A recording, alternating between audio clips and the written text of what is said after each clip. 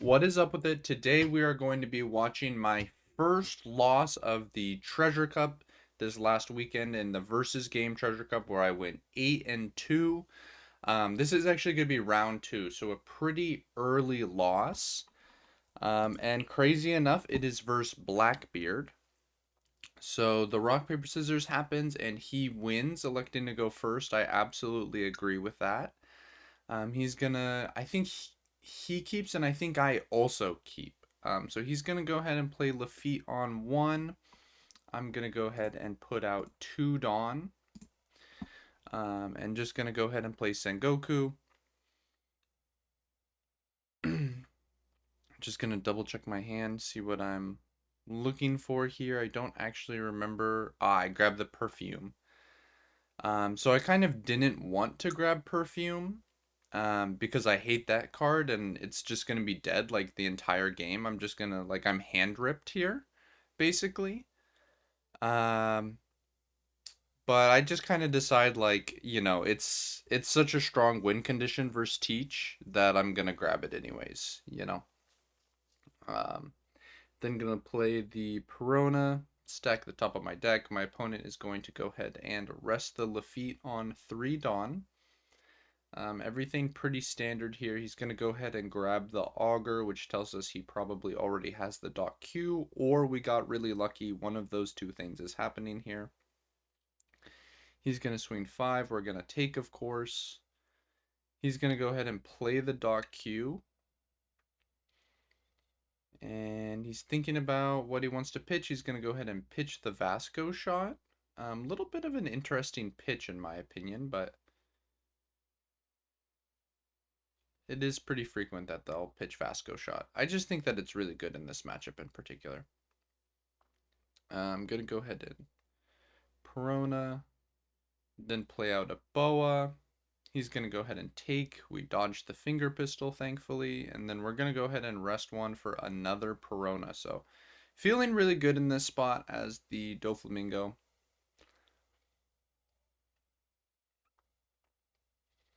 He's going to go ahead and rest 5 for Van Augur. I think this is a missequencing, to be honest with you. Um, oh, I guess never mind. He's not swinging at life. He's swinging at Perona, so it doesn't actually matter. He's going to go ahead and leader effect again, of course. Just going to go ahead and give up that black hole. And I think this is the number one turn where things could have been done differently. So here I know the top of my deck, and I have a decision to make. I can either swing first with Perona into this Dock Q. He has 4 cards in hand, I believe. And if I do that, he gets a 5th card, because I'm going to leader skill here every time. And I'm going to swing 5. So I'm going to swing 2, I'm going to swing 5, I'm going to swing 7, and leader skill. So if I swing Perona at the Dock Q first, he gets the draw, which makes it significantly easier for him to counter out of this 5.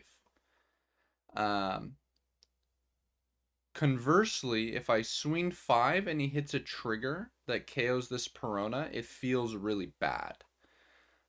So in my head, I thought about it for a little bit, and I decided that like he knows I have Femur in hand.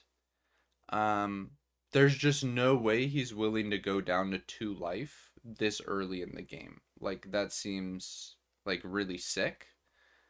So like I decide that I'm gonna swing 5, assuming that he can never take this.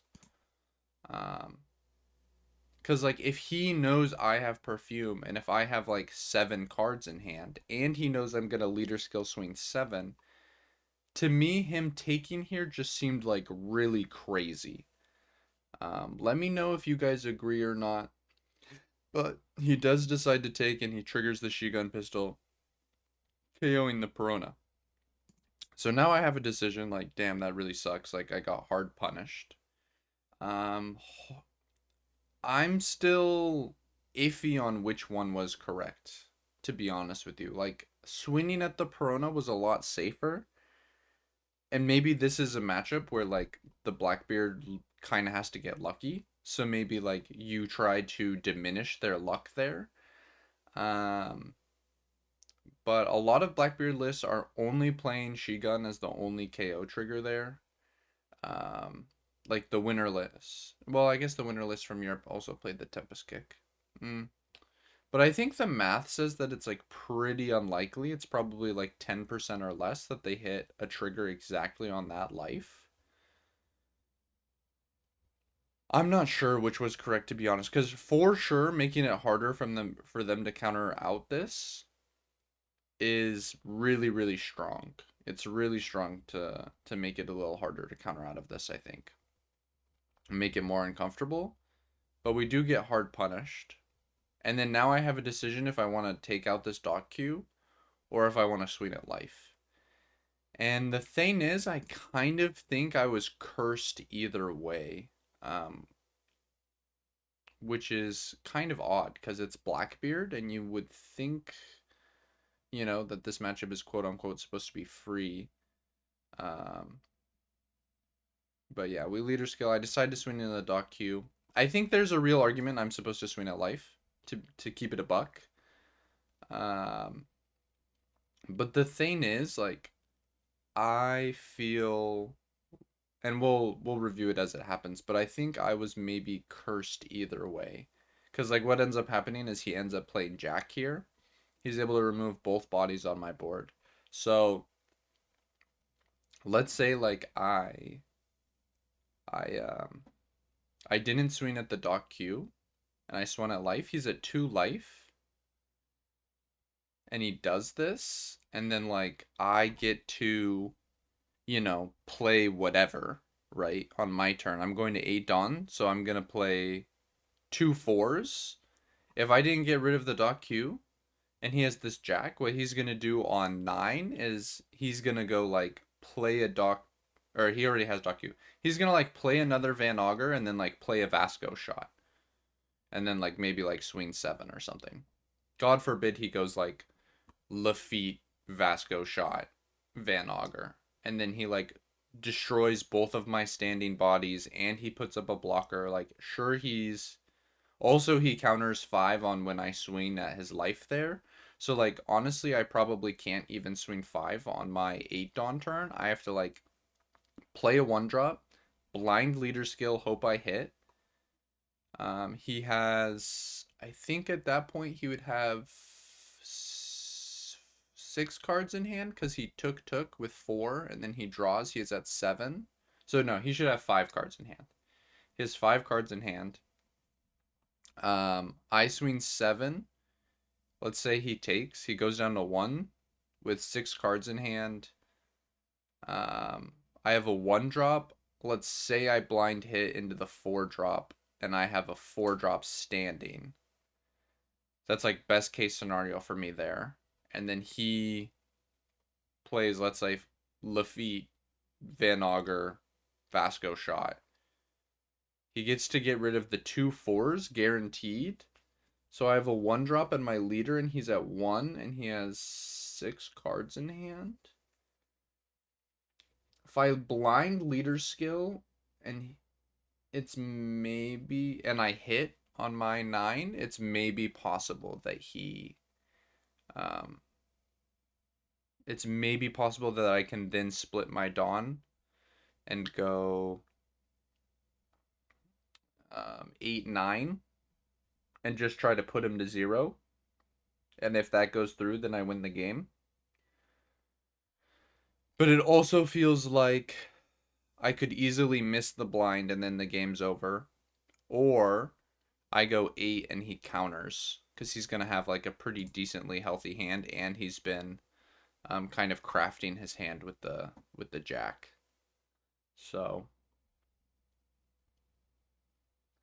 I kind of think almost even if he didn't hit that trigger, it's maybe possible I still lose. Or rather, even if I did swing at life, I kind of think after he hits the trigger, I think I still lose. But here I decide to swing 5 and then play 2 Weevils, and I pass. Um, and once he has this Jack Van Augur combo, it's just like It's actually like really cursed because he just gets a free removal and there's nothing I can do about it, right? Like if it's Van Augur Dock Q, I can swing over the Dock Q or I can Gravity Blade both of them. But with this specific combination, it's just like, oh, you're just getting fried. He goes and has kind of a weak turn here where he just swings 10. I get to keep my Weevil. He discards a Stronger. And then here I'm at 10 Dawn. And I think I have.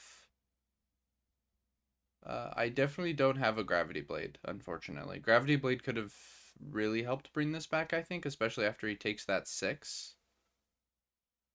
Um, I would also have to blind hit, to be honest, but it would be really strong here for sure. And here I'm looking at how many 2Ks he has, because I do have 2 1-drops. So I'm considering whether or not I want to swing 5 and play double 1-drop, or if I want to swing 6 and play 1-1-drop. And I decided to swing 6 because he had already been through a few 2Ks, but maybe because he discarded the Stronger last turn. And he took the first 6. That was the thing. He took the first 6. Um, and so I was kind of thinking, like, you know, he should be at least a little worried that I'll swing 7 with the next swing. Um, but it's possible he knew that if I swing 7 there and I don't develop a 1-drop, then he gets to, like, get rid of my Weevil, and then he gets to freeze one of my other 4s. Well, he gets to KO one of the other 4s and then KO the other one. Or freeze one and KO the other with the Jack Van Augur combo. Okay, so he Van Augurs. He swings at the Weevil twice instead of just pure KOing it, which is a heads up play from him. Taxed me for more cards that way. And here I'm just running super low on cards. And I believe he froze my Mihawk. So now if I swung 7 last turn, if it went through, he would have 1 life,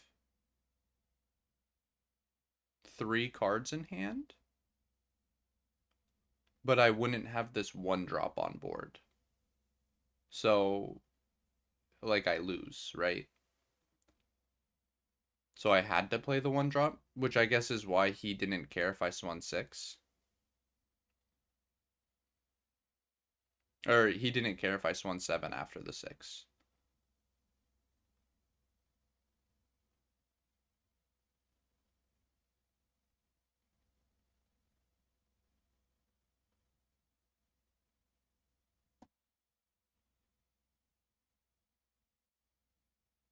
And here, so I swung 5 first, and now I'm swinging, um, what is that? That's 6, and he blocks. And I only have 2 cards in hand, so I'm like very susceptible to dying next turn. Um, and one of the 2 cards is the, I got the shakies going on, man. Yep, and I blind whiff. Tough. I am able to take out the Jack there.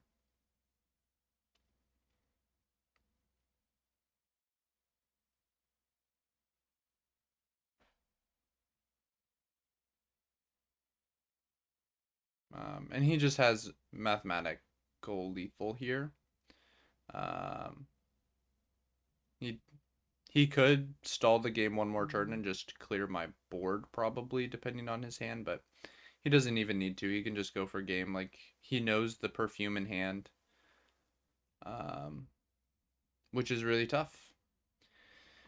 But this game, I don't know, man. I don't know if it was winnable. is the thing. Like, I kind of think that his curve was really nasty with the Lafitte, Doc Q, Van Auger, Jack. But like I saw like a bunch of one drops, which are obviously really good. I didn't see a gravity blade, which could have been huge. But like the biggest decision I feel like I could have done differently is this turn. But I'm not sure. Maybe someone in the comments will see something different than me. But like, I don't know. What do you guys think? Is he allowed to take this?